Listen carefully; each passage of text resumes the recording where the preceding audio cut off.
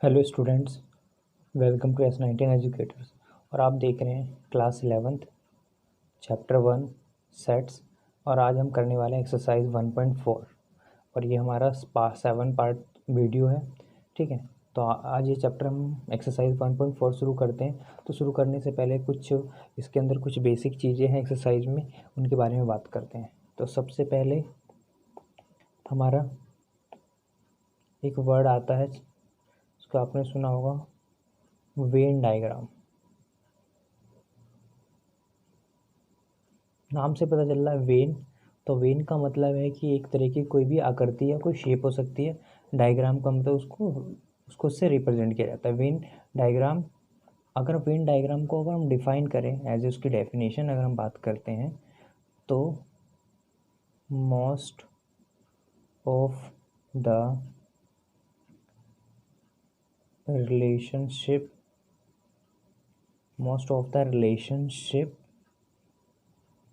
between sets can be represented by means of diagram which is known as Venn diagram. जैसे कि आप देख पा रहे हैं, यानी कि वेन डायग्राम में हम क्या कर रहे हैं, एक तो मोस्ट ऑफ जो भी रिलेशनशिप्स देख रहे हैं किसके बीच में, सेट्स के बीच में, जो भी हमारे पास सेट्स हैं और उनको रिप्रेजेंट करने के लिए हम किसी भी तरह की आकृति का इस्तेमाल करते हैं, तो वो आपका क्या होता है, वेन डायग्राम होता है। क्या होता है ये, वेन डायग्राम। क्लियर। अब इस वेन डायग्राम को किसने दिया, कब ये इसका नाम आया, किस तरीके से हुआ, तो ये गिवन बाय, ये जिसने दिया उस पर्सन का नाम है जॉन वेन, और 1834 से 1883। ये जो आप देखते हो ये तो बॉर्न डेट होती है, बॉर्न डेट, और ये होती है आपकी डेथ डेट। तो इस तरीके से हम रिप्रेजेंट करते हैं। जॉन वेन थे कौन, तो ये थे इंग्लिश के लॉजिशियन। ठीक है, इंग्लिश लॉजिशियन बोलते हैं इनको। इतना ही इसके बारे में काफ़ी है। तो वंस अगेन, वेन डायग्राम एक रिलेशनशिप्स बताता है सेट्स के बीच में, और उसको रिप्रेजेंट करने का एक तरीका होता है, उसी को हम वेन डायग्राम कहते हैं। फॉर एग्जांपल कैसे कह सकते हैं, चलो मान लेते हैं एक सर्कल है। इस सर्कल के अंदर आपके अंदर कुछ एलिमेंट है, जैसे 10 लिखा है, 2 लिखा है, 8 लिखा है, आपका 4 लिखा है और 6 लिखा है ना। इस तरीके से अलग अलग आपके एलिमेंट्स हैं। ओके, ये आपका ए मान लो इसको, तो ये इसके ए के एलिमेंट है। और हमने ऐसे मान लिया कि बाहर कोई रेक्टेंगल बना हुआ है, उसके वहाँ पे भी कुछ एलिमेंट लिखे हुए हैं। ओके, तो हम ऐसे कह सकते हैं कि आपके सामने जो ये लिखा हुआ है ये आपका क्या है, सेट है। ये सेट है, ये रेक्टेंगल जो है आपका सेट को शो कर रहा है, जबकि ये आपका जो सर्कल है ये आपका सबसेट को शो कर रहा है। ठीक है, यानी कि हम कह सकते हैं, तो सेट के अंदर तो सारी चीज़ें आ गई और सबसेट ये है, ये इसी का फैमिली का पार्ट है। ओके, यहाँ तक कोई डाउट है तो बताएं मुझे। नहीं, तो आगे चलते हैं। आगे हमारा है, अब इसके अंदर एक चीज़ और है, एक लाइन इम्पोर्टेंट है जो मैं लिख रहा हूँ, वो ध्यान से सुने। वेन डायग्राम एलिमेंट्स, यानी कि Venn diagram of elements of a sets are written in their respective circle. देखो ये जो मैंने लिखा है यहाँ पे, इसको मैं एक एक्सप्लेन करता हूँ सर्कल के माध्यम से कि है क्या ये, है ना। तो सबसे पहले हम बात करते हैं, एक सर्कल लिया, उस सर्कल के अंदर मैंने 4 और 6 नाम का कोई एलिमेंट है, ठीक है। फिर हमने एक और सर्कल ड्रॉ किया, है ना। इसके अंदर हम बता रहे हैं 2 है, एक 8 है और एक 10 नंबर है, ठीक है। उसके बाद हमने एक रेक्टेंगल ड्रॉ किया। इस रेक्टेंगल के अंदर 1 है, 9 है, इसको भी नाम दे रखा है, 3 है, 5 है, 7 है। आपके सामने इस तरीके से एलिमेंट हो गए, ठीक है। अब हमने ये एलिमेंट इसके अंदर आ गए, तो अब इसके बाद हम इस तरीके से एक्सप्लेन देखो कैसे कर सकते हैं।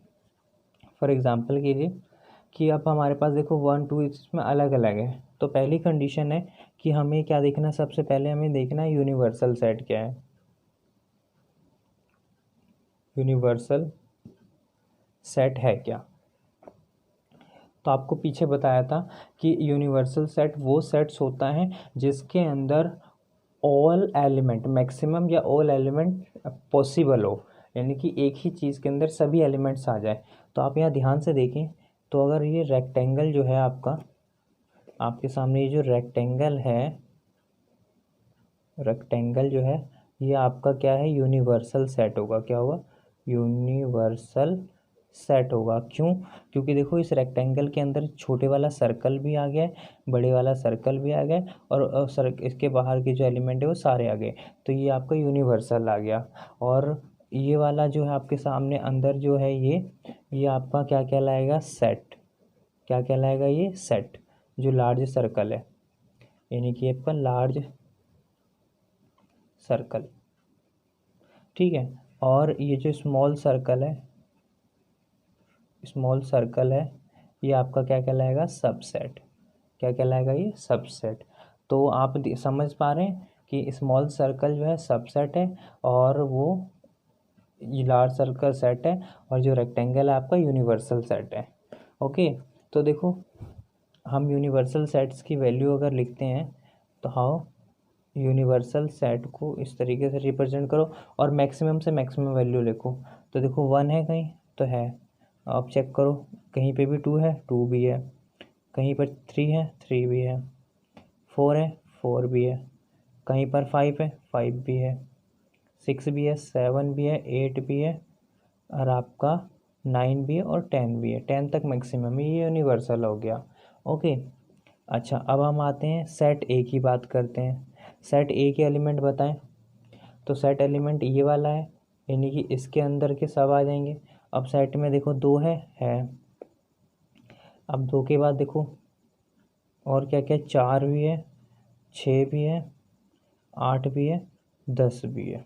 ओके, तो हम ऐसे भी कह सकते हैं कि जो आपका ए जो है, ए आपका क्या है, ये सबसेट है, यू का ये सबसेट है ना। ये ए जो है हमारा सेट, ये यू का सबसेट कहलाएगा। ओके, सेकंड कंडीशन हम बी की बात करते हैं, तो बी के देखो 4 और 6 हैं, जैसे कि आप इसमें देख पा रहे हैं 4 और 6 है। तो हम कह सकते हैं कि बी जो है वो सबसेट किसका है, ए का सबसेट है। ओके, यहाँ तक क्लियर है, हम पीछे कर ही चुके हैं क्लास में, तो आई थिंक यहाँ तक आपको क्लियर होगा कि कौन सा किसका सबसेट किस तरीके से देखते हैं। क्यों, क्योंकि देखो आप यहाँ देखो, ये यूनिवर्सल सेट है, उसका एलिमेंट, उसके एलिमेंट इसके अंदर है, ए के अंदर है ना इस वाले में, तो ये इसका सबसेट हो जाएगा। और सेम ऐसी अगर हम ए सेट है तो उसके अंदर बी, उसके एलिमेंट 4 और 6 देखो है, 4 6 है, तो ये इसका सबसेट हो जाएगा। ओके, अब हम आते हैं आगे, ऑपरेशन ऑफ सेट्स। किस पे आते हैं, ऑपरेशन ऑफ सेट्स।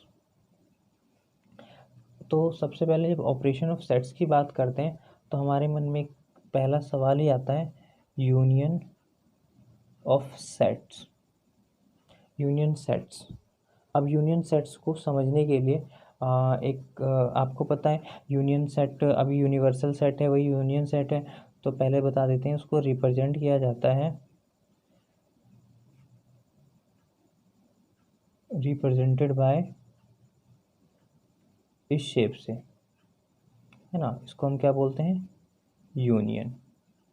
और यूनियन नॉन एज और, ये और के नाम से भी इसको जानते हैं। ठीक है, कैसे, इसका क्या है, तो इसके इसके लिए आप इसी वाले पे टॉपिक पे आते हैं। इस वाले में हमारे सामने है कि जैसे फॉर एग्जांपल के लिए ये वाला ही लेते हैं कि आपके सामने ये यूनियन किस तरीके से होगा। चलो यूनियन कैसे, तो एक एग्जांपल ले लेते हैं। चलो सपोज़ करो आपका कोई ए सेट है, उसके अंदर एलिमेंट है 2 है, 4 है, 6 है, 8 है। ओके, ऐसे ही आप बी एलिमेंट ले लो, इसके अंदर है भाई 6 है, 8 है, 10 है और 12 है। मान लो मैंने ऐसे दो वो ले लिया। अब मुझे इनके बीच में ना यूनियन निकालना है, ए यूनियन बी निकालना है। क्या निकालना है, ए यूनियन बी। तो इस यूनियन का मतलब क्या होता है, इसका मतलब ये हुआ कि आपको ना बस ये एलिमेंट देखना है कि सेट ए में और सेट बी में क्या कॉमन एलिमेंट है ना, वो सारे लिखने हैं आपको, जो भी एटलीस्ट लिखा जा सकता है। फॉर एग्जांपल के लिए, यानी कि जो इन दोनों के अंदर आ जाए कॉमन एलिमेंट, वो सारे लिखने हैं आपने। ठीक है, देखो 2 है, लिख दो आप 2 को, 4 लिख दो। अब देखो 6 यहाँ पे भी है, 6 यहाँ पे भी है, तो इनमें जो कॉमन है वो आपको लिखने हैं, मतलब खाली कॉमन वाले को सिर्फ एक बार लिखना है, बाकी सबको ऐसे ही लिखना है। जैसे फॉर एग्जांपल के यहाँ 2 था, 4 था, तो इधर तो नहीं है, लेकिन जो इधर है 2 4 लिख लिया। लेकिन जो दोनों में सेम है उसमें से सिर्फ कॉमन वैल्यू लेनी है, तो 6 और 8 दोनों में ही है। उसके अलावा देखो इसके अंदर 10 तो नहीं है, लेकिन यहाँ पे 10 और 12 है, तो यहाँ पे भी लिखेंगे 10 और 12। ओके, क्लियर हो गया यहाँ तक। तो ए यूनियन बी हो गया। फॉर एग्जांपल एक और एग्जांपल ले लेते हैं। चलो एक सेट लिया ए, उसमें लिखा है 1 है, 2 है, 3 है। और एक सेट बी लिया जिसमें 4 है, 5 है, 6 है। अभी तो हमने बात करी थी कि जो इसमें कॉमन एलिमेंट्स होते हैं वो लेते हैं, लेकिन मैंने दूसरा एग्जांपल दिया जिसमें देखो 1 2 3 है और इसमें 4 5 6 है। पर इसमें अगर मुझे ए यूनियन बी निकालना है तो इसमें तो कोई भी कॉमन एलिमेंट नहीं है ना। हमने वहाँ पे कहा था कि कॉमन में से कोई एक लेते हैं, तो कोई बात नहीं, जो नहीं है तो आप उनमें से पहले सेट का दूसरे सेट के दोनों एलिमेंट्स लिख दो, 1 2 3 4 5 6। हमने क्या किया, देखो 3 एलिमेंट यहाँ से हैं, 3 यहाँ से, हमने यहाँ पे इनको लिख दिया। Okay, clear. अब ये यूनियन के बाद हमारा आता है इंटरसेक्शन। क्या आता है,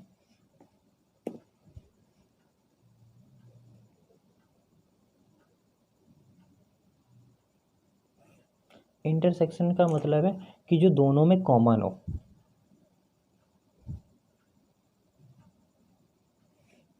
कॉमन देखना है हमें, जो दोनों में सिर्फ कॉमन हो। और इंटरसेक्शन आल्सो नोन एज, इसको हम एंड के नाम से भी जानते हैं। किससे, एंड के नाम से भी जानते हैं। फॉर एग्जांपल के लिए हम लेते हैं, एक एग्जांपल लेते हैं ए। अगर मान लो पहले वाला ही सेट ले लेते हैं, पहले वाले सेट में हम सबसे पहला एग्जांपल जैसे आपके सामने ये था, ये दोनों एग्जांपल आपके सामने ए और बी।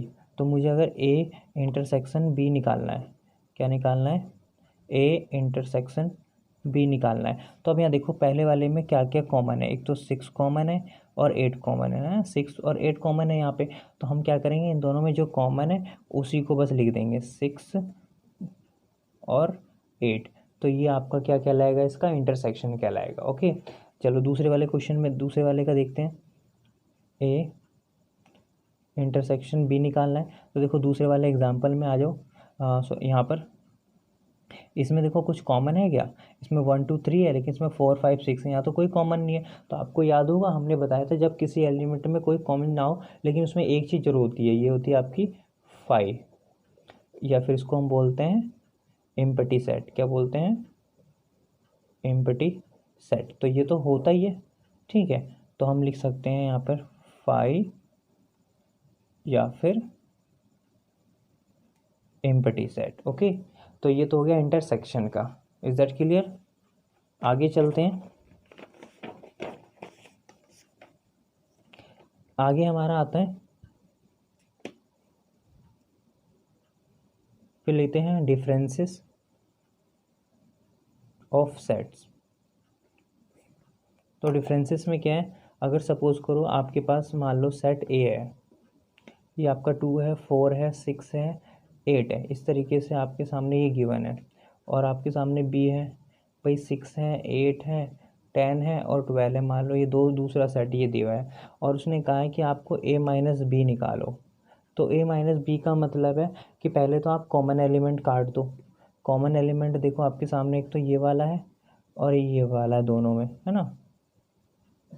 कॉमन एलिमेंट काट दिया और जो लेफ्ट साइड में आपके सामने है उसके एलिमेंट, बचे हुए जो एलिमेंट है वो लिख दो बस आप। यानी कि जो पहली वैल्यू होगी डिफरेंस वाले में, आप क्या करो, पहले तो कॉमन एलिमेंट काट दो और जो पहले वाले जो वैल्यू दी है उसके अंदर जो बचे हुए एलिमेंट है आप उसको लिख दो, तो ये डिफरेंस में आ जाएगा। फॉर एग्जांपल के लिए अगर मैं इसी को लिख देता हूँ बी माइनस ए, ओके। अब बी माइनस ए लिखता हूँ तो देखो 6 और 8 कॉमन है, तो मैंने इसको क्रॉस कर दिया।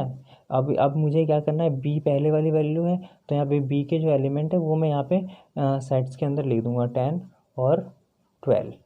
क्लियर हुआ यहाँ तक? ओके। तो यानी कि याद रखना जो पहले होता है, जैसे अगर मान लो यहाँ पर ए है तो यहाँ पर सिर्फ ए को लिया जाएगा, और यहाँ पर बी है तो ओनली बी को लिया जाएगा। तो ये कुछ बेसिक्स थे, अपने बेसिक्स हमने आपको बेसिक्स ये करा दिए।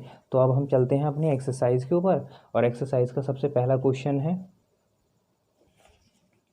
X, find the union of each of the following pair of sets. आपको क्या निकालना है, इसमें यूनियंस निकालने हैं, इनके जो भी सेट्स आपके सामने गिवन है। तो इसका यूनियन निकालने के लिए हम आते हैं सबसे पहले क्वेश्चन पे। सबसे पहले क्वेश्चन में आपके सामने गिवन है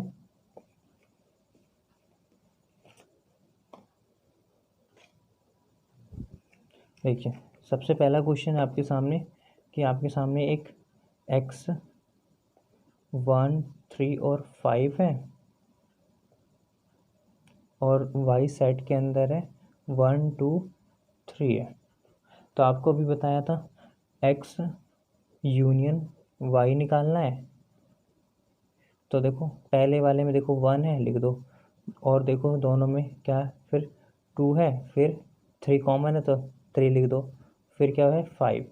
तो ये आपका इसका आ गया यूनियन सेट। ओके, अब इसके बी पार्ट पे चलते हैं। बी पार्ट में देखो आपके सामने लिखा है ए है, ई है, आई है, ओ है, यू है, और यहाँ ए बी सी है। तो आपको निकालना है आपको निकालना है ए यूनियन बी। तो देखो हम दोनों में से देखते हैं भाई दोनों के अंदर क्या क्या है हमारे सामने। तो ए है, ओके, उसके बाद हमारा ई है, आई है, ओ है, यू है और ए बी सी है ना, तीनों है। तो आप इसमें देखो सबसे पहले आप लिखोगे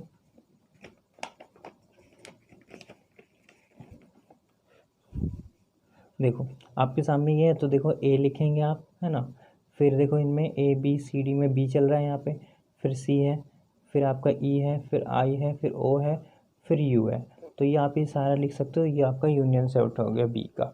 ठीक है, अब हम आते हैं तीसरे पार्ट में। तीसरे पार्ट में बोलता है x is equal to x such that x is a natural number and the multiples of 3, है ना। और उसके बाद सेकंड में बोला x such that x is a natural number less than 6। तो हम ऐसे तो हमें पता नहीं चलेगा क्या है, तो सबसे पहले हम इनको क्या करते हैं, एक बार सेट बिल्डर फॉर्म में जैसे वैसे ही रहने देते हैं, पर उसको हम पहले रोस्टर फॉर्म में लिख लेते हैं, है ना। रोस्टर फॉर्म में लिखेंगे तो थर्ड के लिए आप लिखोगे ए। अब यहाँ देखो इसने बोला x as x natural number है और 3 का मल्टीपल से, 3 का मल्टीपल 3 हो गया, 6 हो गया, 9 हो गया, 12 हो गया, 15 हो गया, 18 हो गया, 21 हो गया, 24 हो गया, 27 हो गया। मतलब इस तरीके से आप करोगे, ठीक है। इस तरीके से आपका कंटिन्यूटी में चलता जाएगा। ऐसे ही आपका बी सेट है, तो बी सेट में भी बोला है आपके सामने कि x such that x is a natural number less than 6। अब ये कह रहा है 6 से कम होने चाहिए नेचुरल नंबर। तो देखो नेचुरल नंबर 1, 2, 3, 4, 5, यहाँ तक आपने लिख लिया।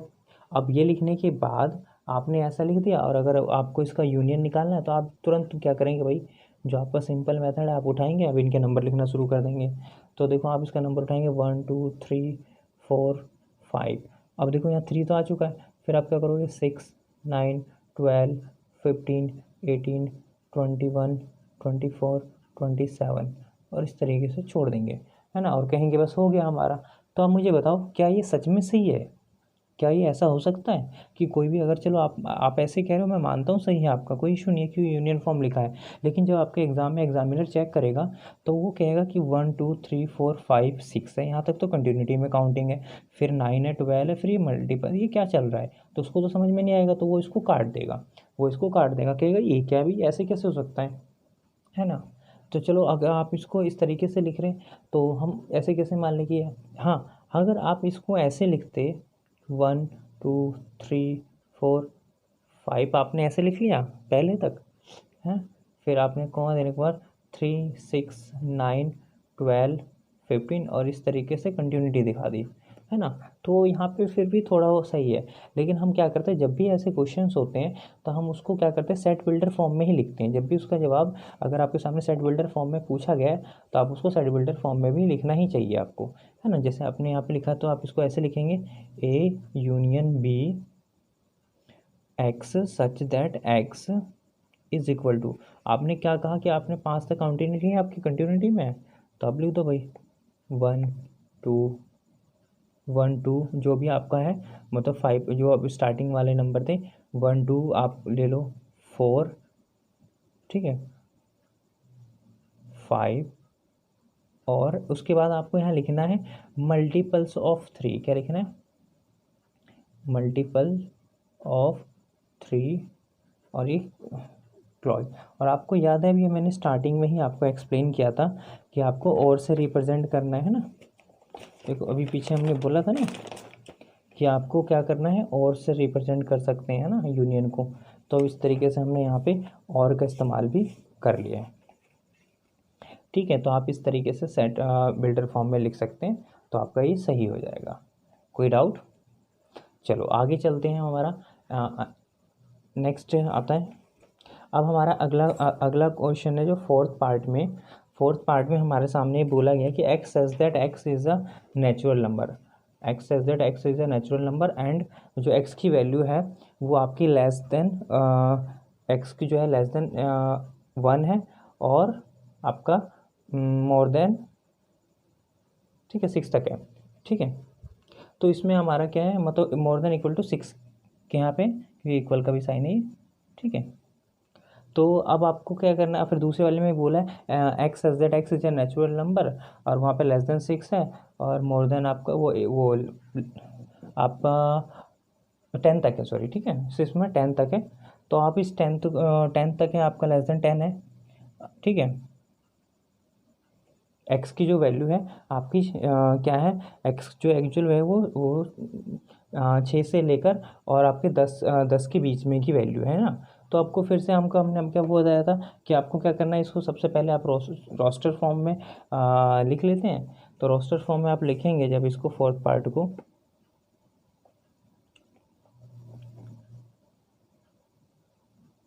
जैसे 2 आप 3 4 5 और ये 6 तक बोला है ना, क्योंकि इसने कहा है एक जो है एक एक्स जो है छोटा है, मतलब है ना, एक्स की वैल्यू है 1 से बड़ी है और 6 के बराबर तक है, तो हमने 6 तक की वैल्यू लिख दी है। फिर आपके बी सेट में बोलता है 7 8 और 9 लेंगे, क्योंकि इसने बोला है 6 से तो बड़ा हो और 10 से छोटी या 10 के बराबर हो, है ना। तो इस तरीके से हमारे पास ये है, ओके।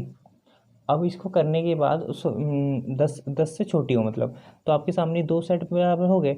अब आपको इसका यूनियन निकालना है, ए यूनियन बी। सिंपली आप क्या करेंगे, आप यहाँ पे लिखेंगे भाई 7 8 9 और यहाँ पे लिखेंगे क्या 2 3 4 5 6।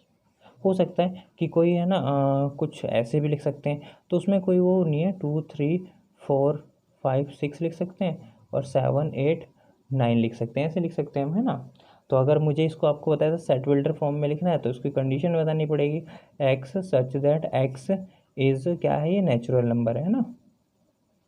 नेचुरल नंबर, अब खाली नेचुरल नंबर तो नहीं बोल सकते ना, क्योंकि वहाँ तो 1 से स्टार्ट और इन्फिनिटी तक जाएगा। तो आपको यहाँ पे कंडीशंस लगानी है, नेचुरल नंबर एंड आपकी जो वैल्यू है वो 1 से बड़ी होगी और 10 से छोटी होगी।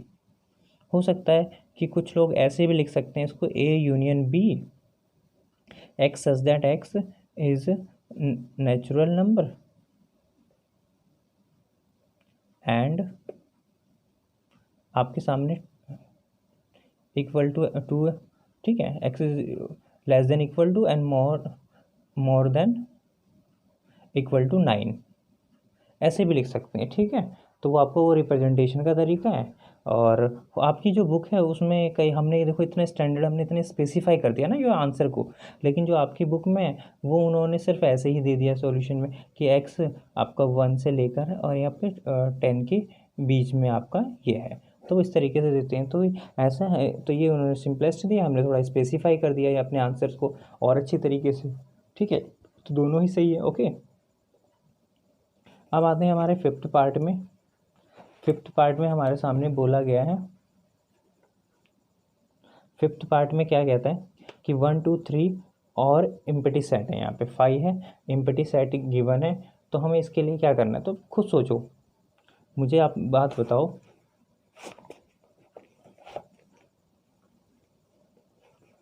ओके, अब कह रहे हैं एम्प्टी सेट है, तो अब हम इसके लिए क्या करेंगे, इसको मोड़ लेते हैं। एम्प्टी सेट की बात कर रहे हैं। अब देखो मेरे पास, खुद बताओ, ए की वैल्यू 1 2 3 है और इसमें कुछ है ही नहीं। अगर ये कुछ नहीं है तो हम ऐसे लिख सकते हैं ना, बी आपका है एम्प्टी सेट है और ए आपका क्या है, 1 है, 2 है, 3 है। ओके, तो हम इसको अगर मुझे लिखना है तो आप ए यूनियन बी अगर लिखेंगे तो ए की वैल्यू 1 2 3 आ जाएगा, क्योंकि बी का तो कुछ है ही नहीं। तो ये आपका इस तरीके से लिख सकते हैं। ओके, आगे चलते हैं हम क्वेश्चन नंबर 2 पे। देखिए क्वेश्चन नंबर 2 में बोलता है कि आपके सामने सेट ए के ए और बी है, बी के ए बी सी है। तो आप पहले मुझे बताओ ए जो है वो बी का सबसेट है या नहीं है। तो आपको बताया था कि भाई आपके सामने ए वाली जो वैल्यू है और ए वाली वैल्यू के जो एलिमेंट है वो बी के अंदर होंगे, अगर हैं तो वो उसका सबसेट होगा। तो अब ध्यान से देखिए, ए यहाँ पे भी है, बी यहाँ पे भी है, तो हम लिखेंगे दूसरे वाले के आंसर में, आपको दूसरे वाले आंसर में पहले आप लिखोगे यस ए जो है सबसेट ऑफ बी का है। ठीक है, क्योंकि इसके अंदर एलिमेंट है। फिर बाद में कहता है ए यूनियन बी बताओ। तो देखो सिंपल, आपको बताया था ए है लिख दो, इधर भी है, बी है यहाँ पे लिख दो बी, फिर सी है तो सी लिख दो, ये हो गया। हम इसको ऐसे भी लिख सकते हैं। अब यहाँ एक चीज़ और ध्यान दें, आपने देखा यहाँ ए यूनियन बी का ए बी सी आया ना, और जबकि ए बी सी हमारा बी है, तो इसका मतलब क्या हुआ, ये बी का आपका बी के बराबर आ जाएगा। ठीक है, क्योंकि ए यूनियन बी जो है बी की वैल्यू के एलिमेंट के बराबर है। क्लियर। अब आते हैं क्वेश्चन नंबर हम 3 पे।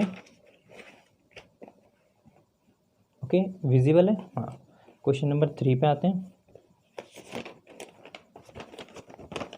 क्वेश्चन नंबर 3 में बोला if A and B are two different set then A जो है सबसेट ऑफ बी है, और then what is the A और बी। तो सेम उसी एग्जांपल को अगर हम ले लें कि सपोज करो, चलो हम ऐसे कर लेते हैं कि जैसे आपके यहाँ पे एग्जांपल था, ये हमें आपके पीछे वाले क्वेश्चन पे जाते हैं। कह रहे हैं कि आपके सामने यहाँ ए बी और यहाँ ए बी सी है इस तरीके से। तो सेम यही क्वेश्चन रिपीट किया है, मैं तो इसी तरीके से, बस इसमें वैल्यू नहीं दी, आपने कंडीशन दे दी कि आप मान लो। तो चलो हम इसको ऐसे मान के कर लेते हैं कि ए में आपका 1 और 2 एलिमेंट्स हैं और बी के अंदर हम मान लेते हैं 1 2 और 3 एलिमेंट्स हैं। ठीक है, तो ये कह रहा है कि ए जो है बी का सबसेट है। तो आप हाँ बिल्कुल है, क्यों नहीं है, क्यों, क्योंकि देखो ए के एलिमेंट इसके अंदर आ रहे हैं, तो आप लिखोगे यस, और एक इसका जो है सबसेट है बी का, और साथ में ए यूनियन बी निकालना है। तो आप सिंपल कर लो, 1 2 और ये 3 है इसके अंदर, तो ये भी लिख लो। साथ में मैंने पीछे कंडीशन बताया था, अगर इसके एलिमेंट सेम है तो आप यहाँ पे खाली बी लिख सकते हैं। ओके, तो क्लियर हो गया, ये सेम वही क्वेश्चन रिपीटेशन में। अब आते हैं क्वेश्चन नंबर 4 पे। क्वेश्चन नंबर 4 में कहता है कि आपके सामने ए सेट है जिसमें 1 2 3 4 वैल्यू है, एक बी सेट है जिसके अंदर आपका बी सेट है जिसके अंदर 3 4 5 6 वैल्यू है, सी सेट है जिसके अंदर 5 6 7 8 है और डी सेट 7 8 9 10 है। आपके सामने इस तरीके से दिया है और कहता है फाइंड, फाइंड करो, निकालना है आपको। तो निकालना क्या है, आपको निकालना है ए यूनियन बी निकालना है। क्या निकालना है, ए यूनियन बी।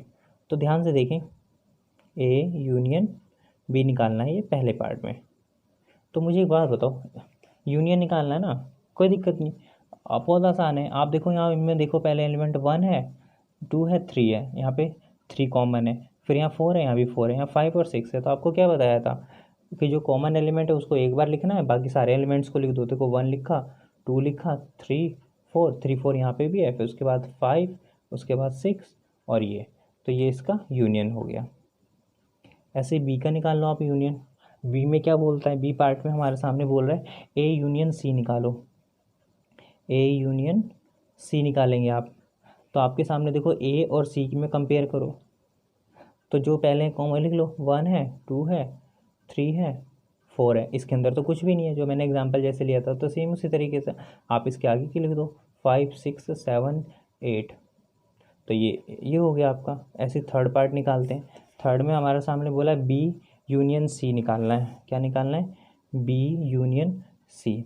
तो देखो बी और सी का निकालना है। तो बी में देखो 3 है, 4 है, 5 6 है, इसमें 5 6 7 8, 5 6 कॉमन है, तो कोई दिक्कत नहीं, उसको एक बार लिखना है। तो 3 4 5 6 7 8, ओके।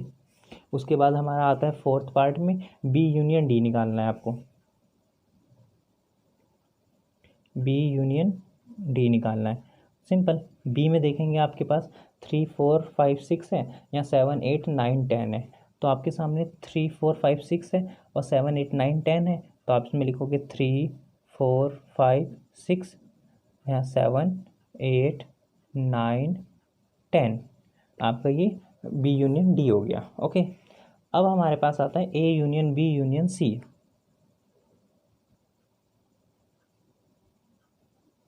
अब हमारे सामने ये है। तो आपको अभी देखो, और ज़्यादा कुछ नहीं है इसमें, आप इसको थोड़ा सा ब्रेक कर सकते हैं कि पहले आप ए यूनियन बी की वैल्यू निकालो। आपने ए यूनियन बी की वैल्यू देखो पहले पार्ट में निकाली है ना। क्या है आपके सामने, 1 है, 2 है, 3 है, 4 है, 5 है, 6 है। और आपके पास सी सेट की वैल्यू क्या थी हमारे पास, 5 है, 6 है, 7 है, 8 है। आपने लिख लिया। अब इनको एक साथ लिख लो, A union B union C. अब आप इन दोनों में कंपेयर करके आप इसमें लिख सकते हो कि इसके अंदर कौन कौन सी चीज़ें हैं। तो देखो आपके सामने क्या क्या है, आपके 1 है, 2 है, 3 है, 4 है, 5 है, 6 है, 5 6 यहाँ पे भी है। तो आप इनके एलिमेंट्स लिख लो, क्या क्या लिखेंगे भाई, 1 2 3 4 5 6 7 8, इस तरीके से लिख सकते हैं, ओके। अब हमारा आता है फिफ्थ के बाद हम सिक्स्थ पार्ट पे जाएंगे। तो देखो सिक्स्थ पार्ट में बोलता है A union B union D, A union B union D. तो हम इसको कैसे भी कर सकते हैं। हम एक काम कर सकते हैं कि हम पीछे वाले का पहले लिख सकते हैं। तो चलो आपने पहले ए का लिख लिया। ए के आपके पास वैल्यू क्या है, 1 2 3 4, और आपकी जो बी की वैल्यू है, बी यूनियन डी की वैल्यू क्या है ना। अब आपके सामने इनकी निकालनी है, बी यूनियन आपके डी की वैल्यू निकालनी है। तो देखो आप यहाँ पे इसमें देख लो भाई, बी यूनियन डी की वैल्यू क्या है, 3 है, 4 है, 5 6 7 8 9 और 10 है ना। तो अब मुझे क्या करना, अगर इन सबका एक साथ में कर देता हूँ तो मैं इनके साथ एक साथ निकाल लूँगा मैं, क्योंकि पहले बी यू सी का निकाला, फिर बाद में इसको सबके साथ इंक्लूड कर देंगे, है ना। जैसे आपका ये हो गया। अब ए की वैल्यू क्या है, 4 तक है, और बी है तीनों, A union B union D, है ना। तो देखो ए के एलिमेंट्स आपके सामने क्या है, 1 2 3 4, और बी यूनियन डी की एलिमेंट क्या है आपके सामने, अभी हमने निकाला था आपके बी यूनियन डी का 3। देखो चेक करो बी और डी का, तो 3 4 5 6, यहाँ पे 3 4 5 6 7 8 9 10। तो सेम यहाँ पे देखो हमारे सामने क्या है, पूरे को इंक्लूड कर दो, 1 से लेकर 10 तक लिख दो।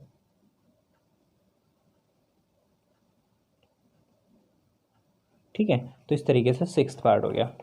सेवन्थ में आपको मैं ये आपको DYS देता हूँ, ये आपको होमवर्क में करना है एक पार्ट, ठीक है, ओके। अब हम आते हैं क्वेश्चन नंबर 5 पे। क्वेश्चन नंबर 5 में बोला find the intersection of each pair set of question 1 above. जो क्वेश्चन 1 जो हमारे पास गिवन था उसी का ना इंटरसेक्शन निकाला है। इंटरसेक्शन में आपको बताया था कॉमन वाली चीज़ें लेनी है, तो उसके लिए देखते हैं। क्वेश्चन नंबर 1 हमने जो सॉल्व किया उसी की मदद से हम सॉल्व करेंगे। बोला ना find the intersection of each pair of set of the question above 1। ये 1 क्वेश्चन का जो था उसी का निकालना है। तो देखो क्वेश्चन नंबर 1 पे चलते हैं। क्वेश्चन नंबर 1 पे x आपके सामने ये गिवन है ना, x है और y है। हमें निकालना x इंटरसेक्शन y निकालना है। तो अब मुझे बताओ इन दोनों में क्या कॉमन है। कॉमन एलिमेंट देखो क्या क्या है। तो देखो 1 है, यहाँ पे भी 1 है, 3 है, 3 है। तो आप सिंपल कुछ नहीं करना, 1 और 3 आपको लिख देना है। ये पहला पार्ट। सेकंड पार्ट में क्या बोला है कि इसमें ए आई ओ यू वोवेल्स हैं और ए बी सी है। तो इनमें क्या कॉमन है, आपके सामने ए कॉमन है, तो आपको बस लिखना है कि ए इंटरसेक्शन बी क्या कॉमन है, आपका ए। ओके, थर्ड पार्ट में चलते हैं। थर्ड पार्ट में आपको याद है अभी हमने सॉल्यूशन निकाला था थर्ड पार्ट के लिए। अभी दिखाते हैं आपको शीट में। आपके थर्ड पार्ट के लिए हमने निकाला था। देखो आपके यहाँ पे थर्ड के लिए हमने कंडीशन दी थी ना, एक्स नेचुरल नंबर है और 3 का मल्टीपल्स है ये रहा। तो आपका 3 का इधर 3 का मल्टीपल्स है ना। तो आपके सामने यहाँ पे जो था कॉमन देख लो, आपका ए और बी में क्या क्या कॉमन है ना। आपके ए और बी में क्या कॉमन है, तो देखो ए आपका ये लिखा था हमने और बी में हमने ये लिखा था। तो ए के अंदर और बी के अंदर क्या हम मैक्सिमम कॉमन देख सकते हैं। तो देखिए यहाँ पे हमारे सामने ए और बी में सिर्फ कॉमन, यहाँ देखो ध्यान से, क्योंकि यहाँ पर 3 है और यहाँ पे भी 3 है ना। तो ये दो ही चीज़ कॉमन है। तो इसका मतलब आपका A union B A intersection B में आपका 3 आ जाएगा। ओके, फोर्थ पार्ट में देखते हैं। फोर्थ पार्ट में भी सेम इसी का वो क्वेश्चन था ये वाला कि आपका x is a natural number और कंडीशन है कि वो एक्स की जो वैल्यू है वो आपकी क्या होगी, 1 से बड़ी होगी और 6 से छोटी होगी, है ना। और 6 के बराबर के आसपास होगी। तो और दूसरी कंडीशन में बोला है कि एक्स वैल्यू क्या है आपकी 6 से बड़ी होगी और 10 से छोटी होगी, है ना। तो उसके लिए हमने देखो यहाँ पे लिखा था यू सेट ए और बी के फॉर्म में।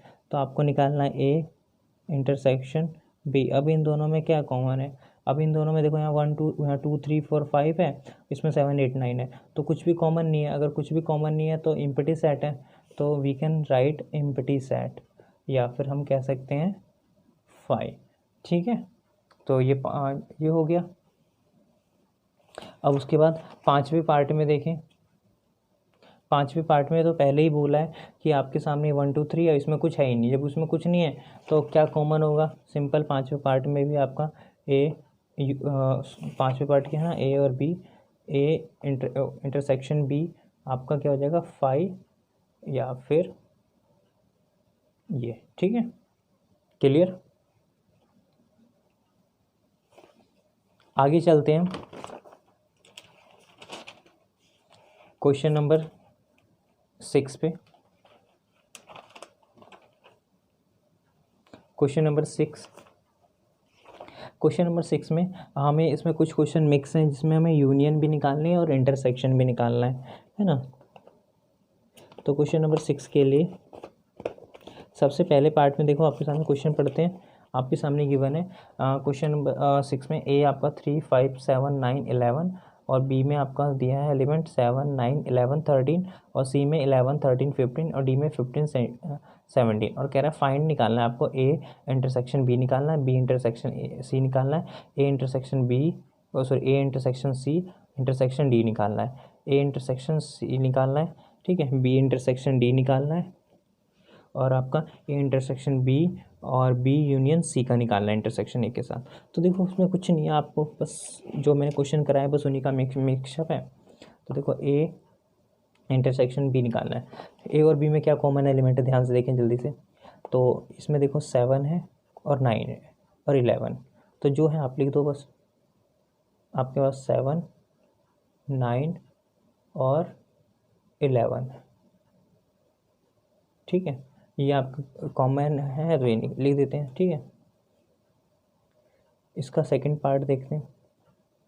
सेकंड पार्ट में बी इंटरसेक्शन सी है, तो बी और सी के बीच में देखो क्या है कॉमन, 11 है और 13 है, लिख दो आप बी इंटरसेक्शन सी 11 और 13। बहुत इजी कंसेप्ट है, बस आपको बेसिक अगर क्लियर है तो ये ईजिली हो जाएगा। फिर आगे हमारे पास दिया हुआ है थर्ड में ए इंटरसेक्शन सी, ए लिख लेते हैं A intersection C intersection D. तो पहले आप एक काम करो, किसी दो का ले लो, पहले आपको बताया था, चलो ए और सी का ले लेते हैं।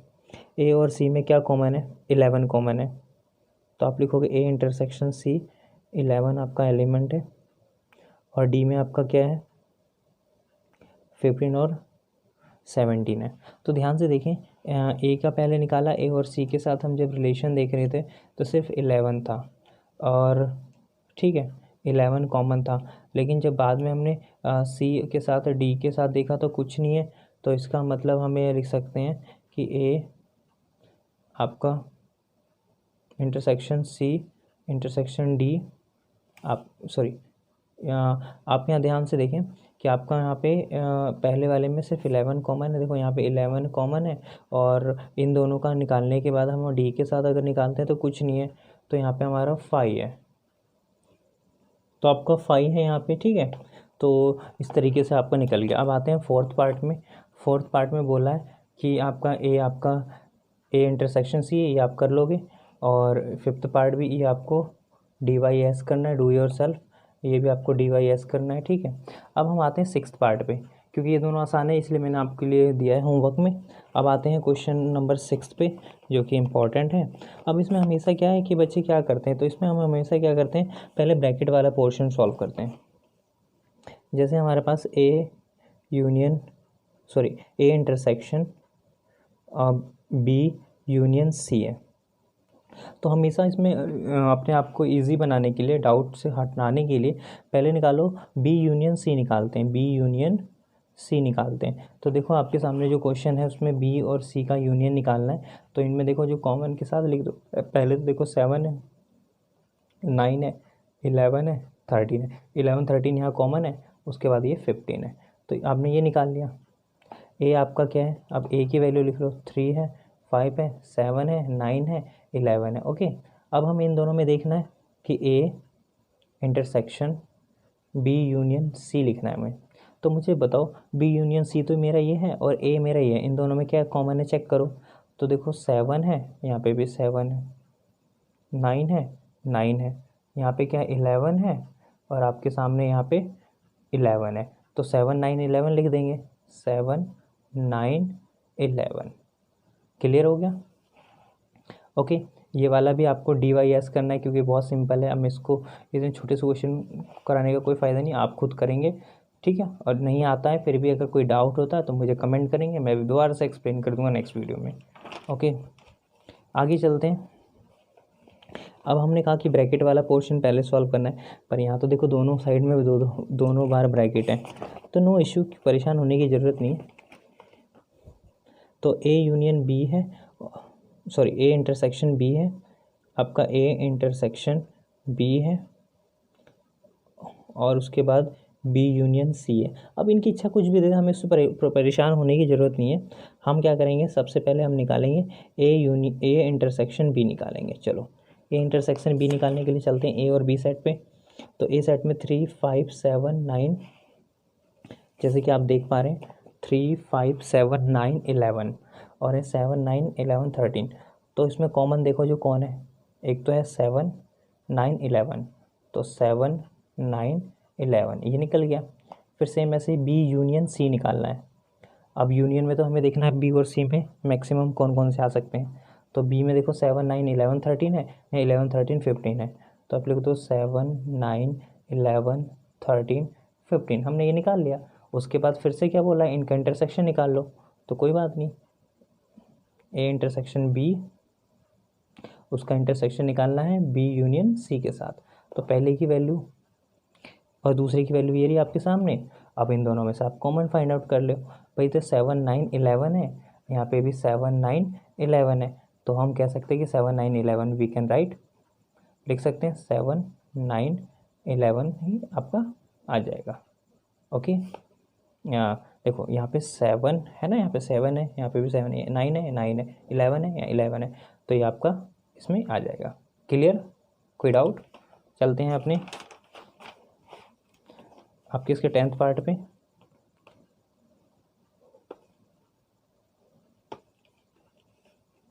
ठीक है, 10th पार्ट में बोलता है, 10th पार्ट में हमसे कह रहा है कि आपके सामने है A union D intersection B union सी।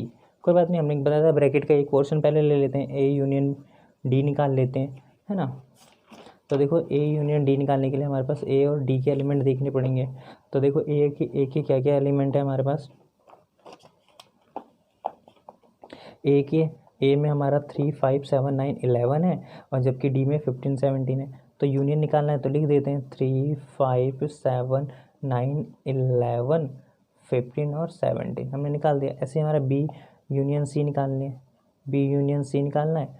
तो बी के एलिमेंट क्या है, देखो 7 9 11 13, और उसके साथ सी के साथ क्या 11 13 इसमें इंक्लूड कर लिया हमने पहले ही, तो उसको दोबारा नहीं लिखेंगे क्योंकि आपको पता था रिपीटेशन नहीं करते हैं ना हम सेट में, सिर्फ एक ही बार लिखते हैं। अब ये आ गया, अब इनके अंदर इंटरेक्शन देख लो, इंटरसेक्शन देख लो। तो A union D, B union C. अब देखो सिंपल मैच करो कौन कौन से इसके अंदर है। तो देखो सी है 7 है 7 है, 9 है 9 है, 11 है 11 है, और आगे है क्या 7 9 11 15 है 15 है। तो जो कॉमन है उनको राइट इन ब्रैकेट और करली ब्रैकेट।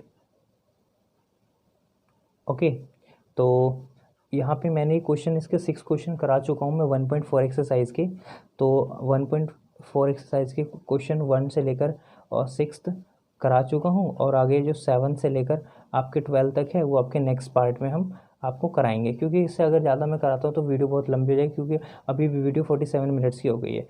तो अब अगर आप हमारी अभी आप रिसेंटली इसी वीडियो को देखा है तो आप प्लेलिस्ट में जाके इसके पीछे के 6 पार्ट्स देख सकते हो, जिसमें हमने बेसिक से बेसिक चीज़ें कराई है। ठीक है, तो मिलते हैं नेक्स्ट वीडियो में। Thank you so much watching for us, bye bye.